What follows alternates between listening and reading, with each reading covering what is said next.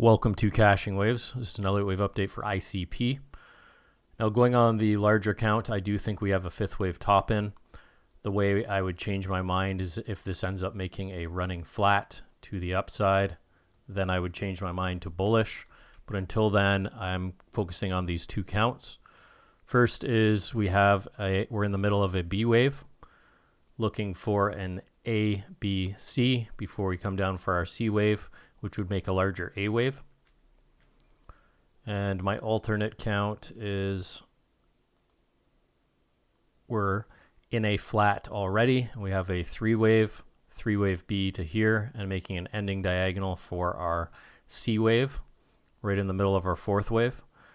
And the area that's going to really matter is right here at 12.03, $12-ish area. That's where we overlap with the wave one. And that's where this smaller wave hits the 1-to-1. So that's an area I'd be paying attention to. Won't know until it happens, but there are some indications on the smaller time frames. I'll show you that do look bullish. So going back to the flat scenario,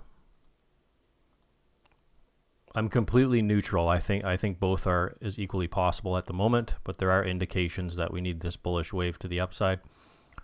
We do have divergence down here. Here's our evidence for one, and we had a lot of volume come out on this bottoming candle.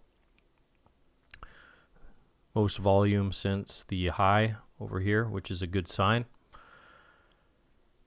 So I'm going to go down to the smaller time frames and show you this. One thing that's important to note, that unless this turns into some sort of triangle, which would be a barrier triangle to the downside, like so, but we'd have a lot of time to realize that. But unless that happens, we need a pretty impulsive wave here where we need extensions.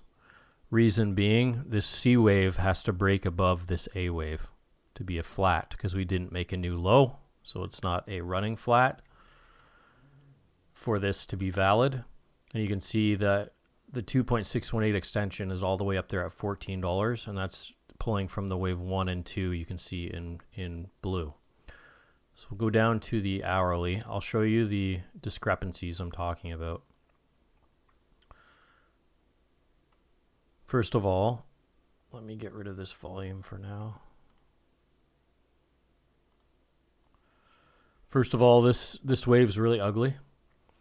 I can count 5 waves, but again, this fourth wave is very long. You can just see that. And I've been trying to count it. I was like, okay, maybe it's an expanded flat, but we didn't. We passed through the 1.618 extension, so it's not valid as a B wave.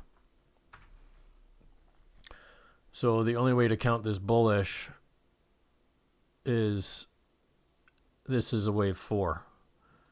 The other thing I was trying to figure out is, okay, maybe it's an ABC, and that's our A wave, or a WXY, but we didn't hit the minimum requirement of the 0.618 extension. So unless it's something super complex, like a WXY, or something like that, then this is a wave 1 in my point of view. And then we have a complex correction here down to the 50 of this up wave. But again, this is what I mean. It's very conflicting. I don't like the look of it, even though it's valid. But if you go back on any crypto, the starting patterns are very ugly. You can find them everywhere. They're very tough counts. At some point, you have to focus on retracements and probabilities. And right here at this moment, I'm down on the 5-minute, remember. We're getting hidden bullish divergence, as you can see. Lower lows on the RSI, higher highs. We're also getting bearish divergence. So I'm waiting for this to make just a slightly new low, just to eliminate this hidden bullish divergence, come down to around the 40 on the RSI, and looking for a buy in this area. Because here was the interesting one. This is the way we expect an impulse to play out. So we had our wave 1, 2, we have 5 waves up for our third with the highest peak on the RSI. We then had a flat 5, 3, 5 for our fourth. We made a new high for our fifth right here. And it lines up with our divergence. I believe on volume it lines up as well. I was looking at that. Most volumes in this candle. And now we're drifting sideways. So this is what I look for an impulse to the upside.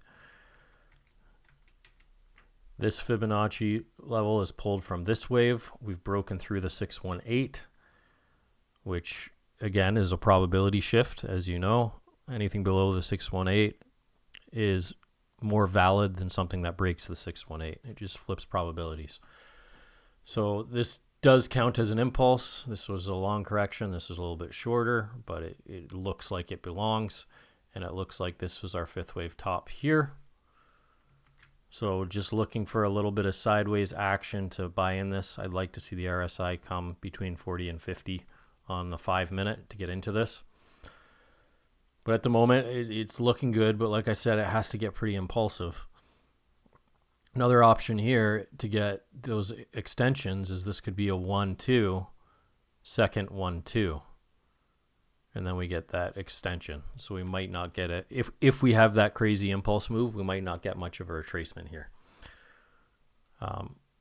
So I'm looking to take an entry anywhere in this area. I'm putting my stop at this pivot here, right below this previous, which should be support area.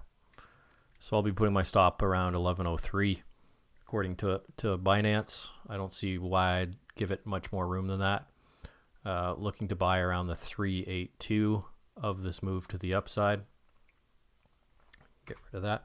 You can also see our extensions in green. I pulled this from the wave 1 and 2.